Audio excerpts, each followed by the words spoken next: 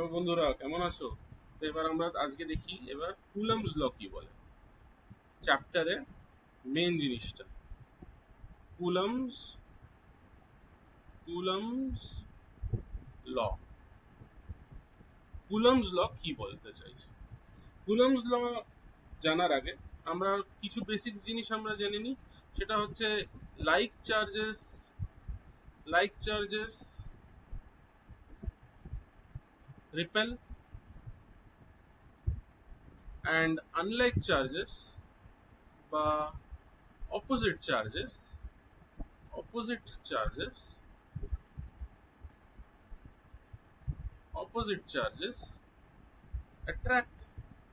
এটা আমরা জানি, তার মানে অপোজিট চার্জেস অ্যাট্রাক্ট করে, কারেক্ট? আর এই অ্যাট্রাকশনের বা রিপালশনের যে ফোর্সটা আছে, যে কত ফোর্সে অ্যাট্রাক্ট করছে, কত ফোর্সে রিপেল করছে, আমি আবার রিপিট করছি, কত ফোর্সে অ্যাট্রাক্ট করছে, কত ফোর্সে রিপেল করছে, এই ফোর্সটাকে বলা হয় দিস ফোর্স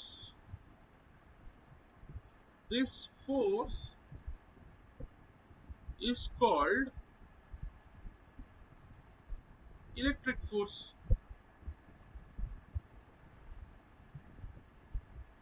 ওকে, নাও আমরা যখন বুঝে যাচ্ছি এই ফোর্সটাকে ইলেকট্রিক ফোর্স বলা হয়, তাহলে এটা কি করে? This force can be repulsive, মানে রিপাল করে,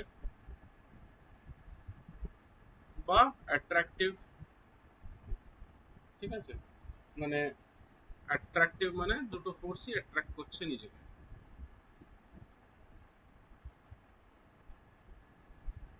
দুটো চার্জেস বেসিক্যালি অ্যাট্রাক্ট করছে। ওকে, নাও কুলম্বস বলে একজন সায়েন্টিস্ট ছিলেন, তিনি 1785 বেসিক্যালি খুঁজে বার করেছিলেন যে আমার কাছে যদি দুটো স্টেশনারি চার্জ থাকে সিঙ্গেল চার্জ, সে এখানে একটা চার্জ আছে, ঠিক আছে, এখানে একটা চার্জ আছে, আর আমার কাছে এখানে আরেকটা চার্জ আছে, এই দুটো চার্জ আছে। এই দুটো চার্জটা, যে ফর এক্সাম্পল এই চার্জের নাম আমি দিলাম Q1 আর এই চার্জের নাম দিলাম আমরা Q2, রাইট? দুটো চার্জ যদি থাকে, তাহলে এই দুটো চার্জ ওয়েদার নেগেটিভ পজিটিভ বা নেগেটিভ নেগেটিভ বা পজিটিভ পজিটিভ, যাই হোক, এদের ভেতরে একটা ফোর্স অফ রিপালশন বা ফোর্স অফ অ্যাট্রাকশন কাজ করবে। এই force of attraction and repulsion কিভাবে কাজ করছে সেটা ও বার করে। এফ মানে ফোর্স, ইলেকট্রিক ফোর্স যেটা, বা কুলম্বস ফোর্স বলবো এটাকে আমরা পড়ে, এটা ডাইরেক্টলি প্রপোর্শন হচ্ছে the product of Q1 and Q2 charge divided by the R square। মানে R টা কি হচ্ছে? R টা হচ্ছে the distance between them।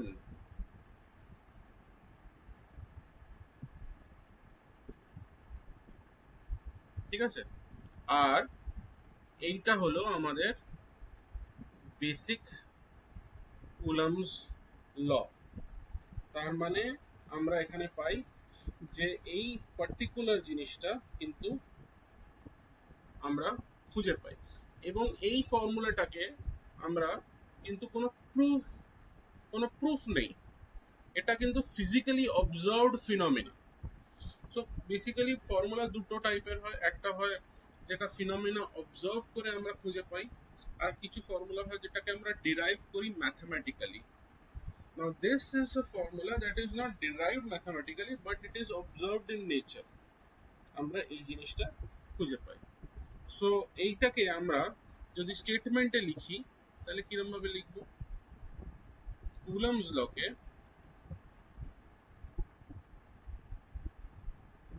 আমরা স্টেটমেন্টে কিরম ভাবে লিখবো একটু দেখে নিই।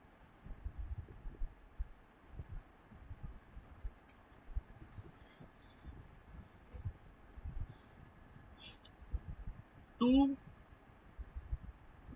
stationary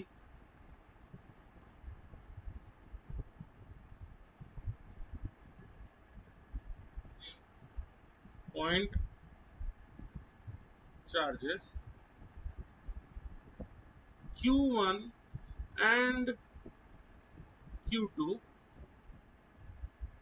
repel or attract each other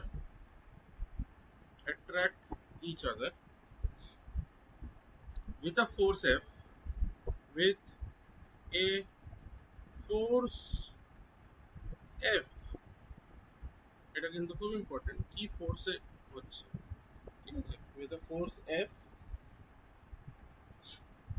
which is directly proportional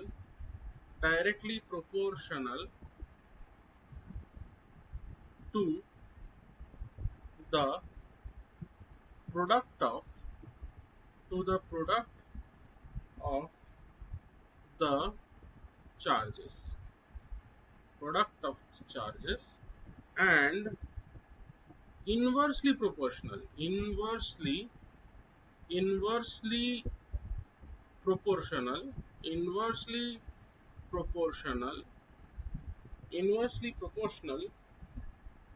to the square of the distance between them.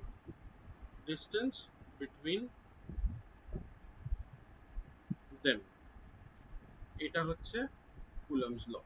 Coulomb's law মানে বেসিক্যালি বলতে চাইছে, কুলম্বস লটা বলতে চাইছে যে ফোর্স, এই দুটো চার্জের ভেতরে যে ফোর্সটা আছে এফ, এই এফটাকে নিয়ে ওর বক্তব্য। এই এফটা কত, কি করে বার করব, এইটা দিয়ে। এবার এটা এখানে আমাদের এখানে একটা সাইন আছে যেটি বলছে যে F is directly proportional to q1 into q2 divided by r square.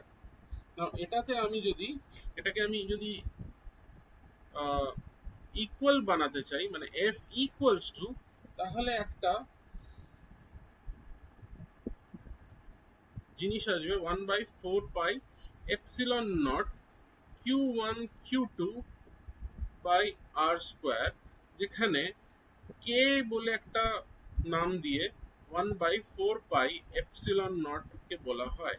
আর এই এপসিলন নটটা কি হয়, এপসিলন নটটা হচ্ছে পারমিটিভিটি, ঠিক আছে, এটাকে বলা হয় পারমিটিভিটি। আমি এখানে লিখে দিচ্ছি পারমিটিভিটি। এবার কি এগুলোর পারমিটিভিটি কি হয় এটা আমরা পরে দেখবো। পারমিটিভিটি, ঠিক আছে, আমরা এগুলো পরে দেখবো। সো এই জিনিসটা f is directly proportional to q1 q2 by r square, এটাকে যদি আমি ইকুয়ালাইজ করতে চাই তাহলে একটা কনস্ট্যান্ট এসে যায়। এই কনস্ট্যান্টটা ফর এই যে আমরা 1/4 পাই এপসিলন নট যেটা ধরলাম, এই কনস্ট্যান্টটা, দিস ইজ ফর এয়ার অথবা ভ্যাকিউম, ঠিক আছে, এই জিনিসটা আমরা খুঁজে বার করলাম। না, এরপরে আর একটা ইম্পর্টেন্ট একটা কথা আসে কুলম্বস ল এর উপরে, যে কুলম্বস লটা কখন ভ্যালিড হচ্ছে, তখনই ভ্যালিড হচ্ছে যখন এই দুটো চার্জেস,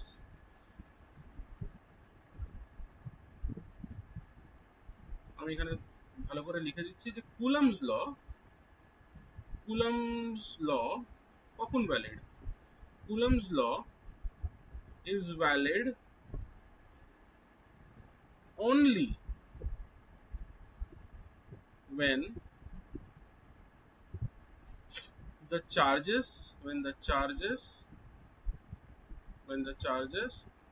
are static